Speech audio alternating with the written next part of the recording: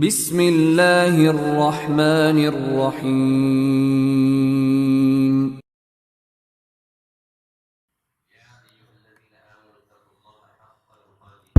تموتن إلا وأنتم مسلمون يا أيها الناس اتقوا ربكم الذي خلقكم من نفس واحدة وخلق منها زوجها وبث منهما رجالا كثيرا ونساء واتقوا الله الذي تساءلون به والأرحام إن الله كان عليكم رقيبا يا أيها الذين آمنوا اتقوا الله وقولوا قولا سديدا يصلح لكم أعمالكم ويغفر لكم ذنوبكم ومن يطع الله ورسوله فقد فاز فوزا عظيما أما بعد فإن أصدق الحديث كتاب الله وأحسن الهدي هدي محمد صلى الله عليه وسلم وشر الأمور محدثاتها وكل محدثة بدعة وكل بدعة ضلالة وكل ضلالة في النار.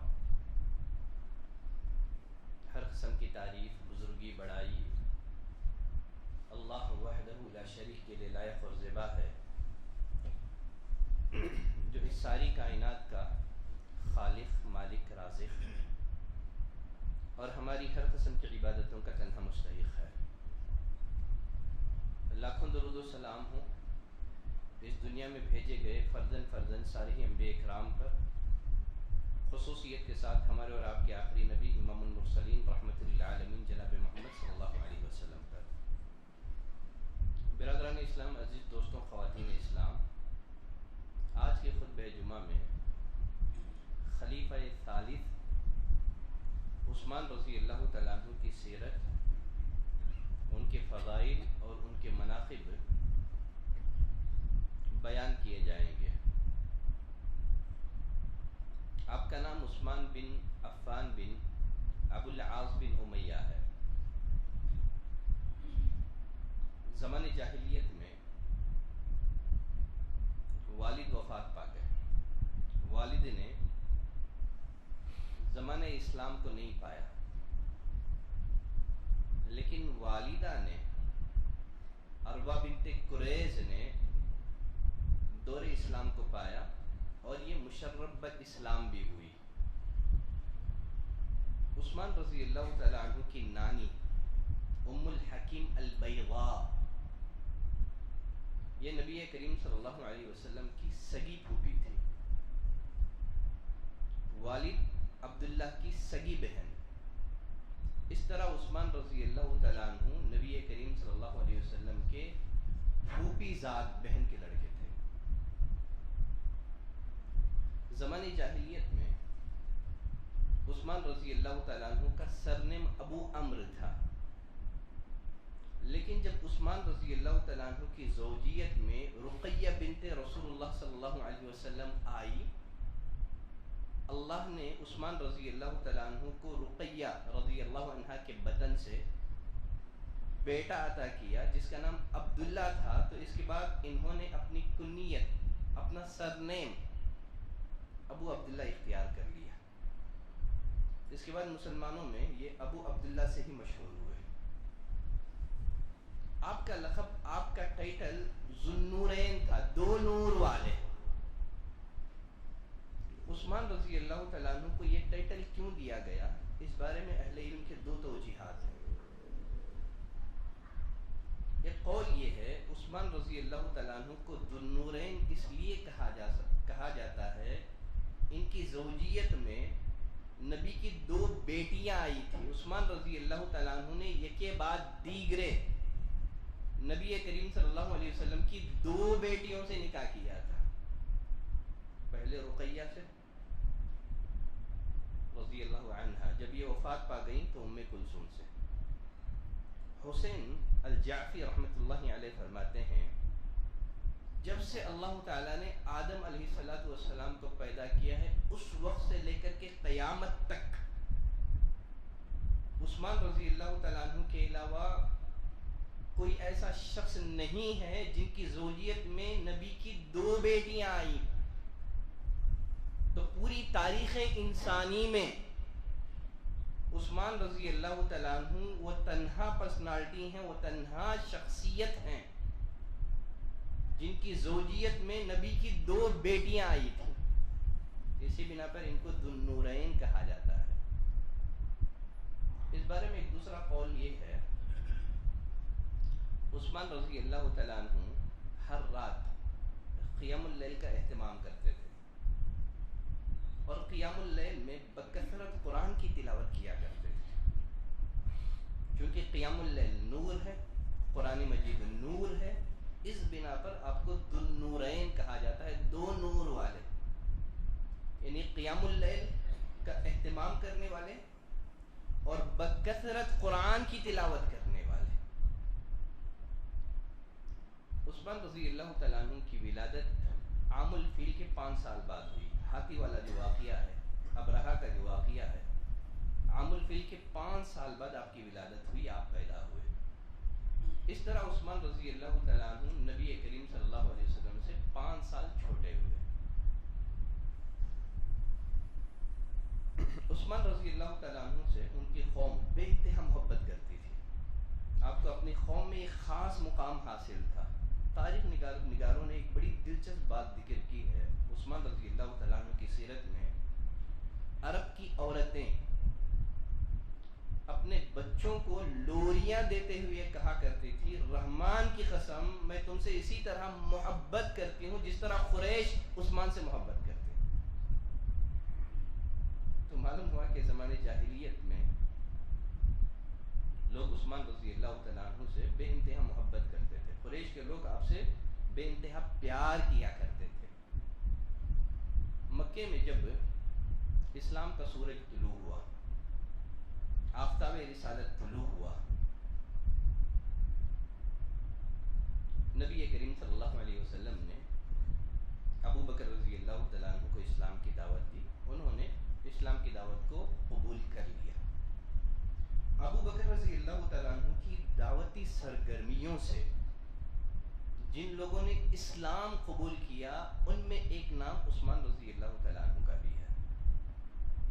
جب ابو بکر رضی اللہ تعالیٰ عنہ نے عثمان رضی اللہ تعالیٰ عنہ کو اسلام قبول کرنے کی دعوت دی تو بلا کسی تردد کے، بلا کسی پس و پیش کے عثمان رضی اللہ تعالیٰ عنہ نے اسلام کی دعوت کو قبول کر لیا۔ سیرت نگاروں نے ان کی سیرت میں یہ بات بھی لکھی ہے کہ زمانے جاہلیت میں بھی عثمان رضی اللہ تعالیٰ عنہ نے کبھی کسی بت کا سجدہ نہیں کیا، شراب کو انہوں نے ہاتھ نہیں لگائی، انہوں نے کسی برائی کا ارتکاب نہیں کیا۔ تو جب انہیں اسلام کی دعوت دی گئی فوراً انہوں نے اسلام کی دعوت کو قبول کر لیا۔ اسلام قبول کرنے کے بعد عثمان رضی اللہ تعالیٰ عنہ اپنے چچا حکم بن ابی العاص کے ہاتھوں اللہ کے راہ میں بہت ساری اذیتیں برداشت کی۔ ان کا چچا ان کو رسیوں سے باندھ دیتا تھا، تکلیفیں دیتا تھا، اذیتیں پہنچاتا تھا، اور کہا کرتا تھا کیا تم نے اپنے آبا و اجداد کے دین کو چھوڑ دیا ہے؟ میں اس وقت تک تمہیں رسیوں سے جکڑے رہوں گا جب تک تم محمد کے دین کے ساتھ کفر نہ کرو صلی اللہ علیہ وسلم۔ جب تک تم دین اسلام کو نہیں چھوڑ دو گے تب تک میں تمہیں مسلسل اسی طرح اذیتیں پہنچاتا رہوں گا، تکلیفیں پہنچاتا رہوں گا۔ ان ساری اذیتوں کے باوجود عثمان رضی اللہ تعالیٰ عنہ کہا کرتے تھے میں اسلام کو چھوڑنے والا نہیں ہوں۔ آپ اس غلط فہمی میں مبتلا نہ ہو جاؤ کہ میں ان اذیتوں سے، ان پریشانیوں سے ڈر کر اسلام کا دامن چھوڑ دوں گا۔ مکے کے ابتدائی دور میں جب مسلمانوں کو بہت ستایا جا رہا تھا، مسلمانوں کو بہت اذیتیں دی جا رہی تھی، یاسر قتل کر دیے گئے، ان کی بیوی سمیہ قتل کر دی گئی اللہ کی راہ میں، بہت اذیتیں مسلمانوں کو پہنچائی گئی۔ مکے کی وادی مسلمانوں کے لیے بالآخر تنگ ہو گئی، خود نبی کریم صلی اللہ علیہ وسلم ان اذیتوں سے پریشان ہو گئے، اس قدر مسلمانوں کو ستایا گیا۔ انہی حالات میں نبی کریم صلی اللہ علیہ وسلم نے مسلمانوں سے کہا لو خرجتم الی الحبشہ، اگر تم حبشہ چلے جاؤ تو بہتر ہوگا، فإن بها ملكا لا يظلم عنده، اس لیے کہ حبشہ کی سرزمین میں ایک صالح بادشاہ رہتا ہے، ایک نیک دل بادشاہ رہتا ہے، وہاں کسی کے ہاں ظلم نہیں کیا جاتا۔ بہتر ہے تمہارے لیے کہ تم اپنے دین کی حفاظت میں مکے کی سرزمین کو چھوڑ کر کے حبشہ چلے جاؤ۔ نبی کریم صلی اللہ علیہ وسلم کے اس فرمان کے بعد مسلمانوں نے حبشہ کی طرف ہجرت کا آغاز کیا۔ مسلمان حبشہ کی طرف ہجرت کرنے لگے۔ حبشہ کی طرف ہجرت کرنے کا شرط جن نفوس قدسیہ کو حاصل ہوا ان میں عثمان رضی اللہ تعالیٰ عنہ ہیں اور ان کی اہلیہ رقیہ بنت رسول اللہ صلی اللہ علیہ وسلم۔ کہا جاتا ہے اللہ کی راہ میں اس امت میں سب سے پہلے ہجرت کرنے والے عثمان رضی اللہ تعالیٰ عنہ ہیں، اپنی بیوی کے ساتھ، اپنی اہلیہ کے ساتھ اسلام میں۔ اسلام سے مراد آپ صلی اللہ علیہ وسلم کی جو شریعت ہے خاص معنی میں، ورنہ اسلام کا آغاز اسی وقت سے ہو گیا جس وقت اس دنیا میں آدم علیہ السلام بھیج دیے گئے تھے۔ اسلام کی تاریخ 1400 سال کی نہیں ہے، بلکہ اس دنیا میں بھیجا جانے والا پہلا انسان مسلمان تھا۔ خیر، حبشہ کی طرف ہجرت کرنے کا شرط جن لوگوں کو حاصل ہوا ان میں عثمان رضی اللہ تعالیٰ عنہ اور ان کی اہلیہ رقیہ بنت رسول اللہ صلی اللہ علیہ وسلم۔ مسلمان حبشے میں جا کر کے آرام سے رہ رہے تھے، اطمینان سے رہ رہے تھے۔ انہی ایام میں ایک افواہ پھیل گئی۔ افواہ یہ تھی کہ اہل مکہ نے اسلام قبول کر لیا ہے۔ اب یہ افواہ حبشے کے مسلمانوں تک پہنچی۔ اب چنانچہ ان لوگوں نے واپسی کی رائے اختیار کی حبشہ سے مکے کی طرف۔ مکے کے قریب پہنچے تو پتہ چلا کہ افواہ غلط تھی۔ کسی نے افواہ اڑا دی تھی کہ مکے کے لوگوں نے اسلام قبول کر لیا ہے، کیونکہ عثمان رضی اللہ تعالیٰ عنہ اپنی اہلیہ کے ساتھ مکہ پہنچ چکے تھے۔ اس کے بعد انہوں نے مکہ میں ہی سکونت اختیار کی، یہاں تک کہ اللہ تعالیٰ نے مدینے کی طرف ہجرت کا حکم صادر کر دیا۔ پہلے تو انہوں نے حبشہ کی طرف ہجرت کی۔ اللہ نے فرمایا والذین ہاجروا فی اللہ من بعد ما ظلموا، ظلم کیے جانے کے بعد جنہوں نے اللہ کی راہ میں ہجرت کی، ہم دنیا میں انہیں بہترین ٹھکانہ عطا کریں گے، اور آخرت کا اجر تو بے حد حساب ہے، بہت بڑا ہے، لوگ اس کو تصور نہیں کر سکتے۔ پھر دوسری دفعہ انہوں نے مدینہ کی طرف بھی ہجرت کی۔ مدینہ کی طرف ہجرت کرنے کا بھی آپ کو شرف حاصل ہوا۔ نبی کریم صلی اللہ علیہ وسلم نے فرمایا الہجرۃ تہدم ما کان قبلها، ہجرت انسان کے سابقہ گناہوں کو مٹا دیتا ہے۔ اللہ سے دعا کریں کہ پروردگار تو ہمیں خلفائے راشدین کے نقش قدم پر چلنے کی توفیق عطا فرما۔ صلی اللہ علی نبینا محمد وعلی آلہ وصحبہ وسلم تسلیما کثیرا۔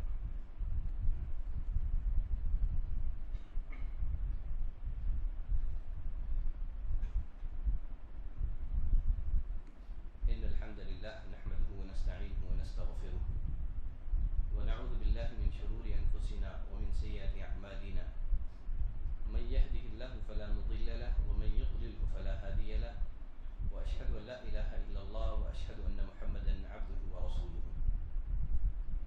عثمان رضی اللہ تعالیٰ عنہ کا شمار ان صحابہ میں ہوتا ہے جن کو اللہ تعالیٰ نے بے حد و حساب دولت سے نواز رکھا تھا، اللہ نے ہی بے دریغ مال دے رکھا تھا۔ عثمان رضی اللہ تعالیٰ عنہ نے اپنی اس دولت کو اللہ کی اطاعت میں، اللہ کی رضا میں لگا رکھا تھا، ہر کار خیر میں سبقت کیا کرتے تھے۔ عثمان رضی اللہ تعالیٰ عنہ نے بہت سارے مواقع پر بے دریغ مال خرچ کیا، بے حد و حساب مال خرچ کیا۔ یہاں بالاختصار 3 مواقع میں ذکر کر دیتا ہوں۔ جب مسلمان مکے سے ہجرت کر کے مدینہ پہنچے، مدینے میں میٹھے پانی کا ایک ہی چشمہ تھا بیر روما کے نام سے۔ اس کے علاوہ مدینے میں میٹھے پانی کا کوئی چشمہ نہیں تھا، اور اس چشمے پر ایک یہودی کا قبضہ تھا۔ نبی کریم صلی اللہ علیہ وسلم نے اعلان کیا صحابہ میں، من یشتری بئر رؤما فیجعل دلوہ مع دلاء المسلمین، جو بیر روما کو خرید کر مسلمانوں کے لیے وقف کر دے اللہ اسے جنت میں اسے بہترین دے گا۔ جب یہ بشارت عثمان رضی اللہ تعالیٰ عنہ کے کانوں میں پڑی، بیر روما کو خرید کر کے مسلمانوں کے لیے وقف کر دیا۔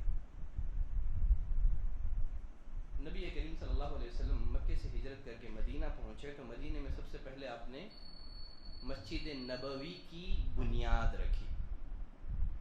کچھ دنوں کے بعد مسجد نمازیوں سے بھر گئی۔ پھر سے آپ نے صحابہ میں اعلان کیا، من یشتری بقعۃ آل فلان، کون ہے جو فلاں آدمی کی زمین کو خرید کر کے اسے مزید مسجد کی زمین سے ملا دے، اسے مسجد کی زمین میں شامل کر دے، اسے جنت میں اس سے بہتر ملے گا۔ خوشخبری عثمان رضی اللہ تعالیٰ عنہ کے کانوں میں پڑی، اس زمین کو خرید کر کے مسجد کے لیے وقف کر دیا۔ پھر ایک موقع آیا جنگ تبوک کا۔ جنگ تبوک کے انتہائی مشکل ترین حالات میں لڑی گئی تھی۔ گرمی کا موسم تھا، پھل پک کر کے تیار ہو گئے تھے، بے سر و سامانی کا عالم تھا۔ نبی کریم صلی اللہ علیہ وسلم نے صحابہ میں کھڑے ہوئے، آپ نے انہیں مال خرچ کرنے پر ابھارا۔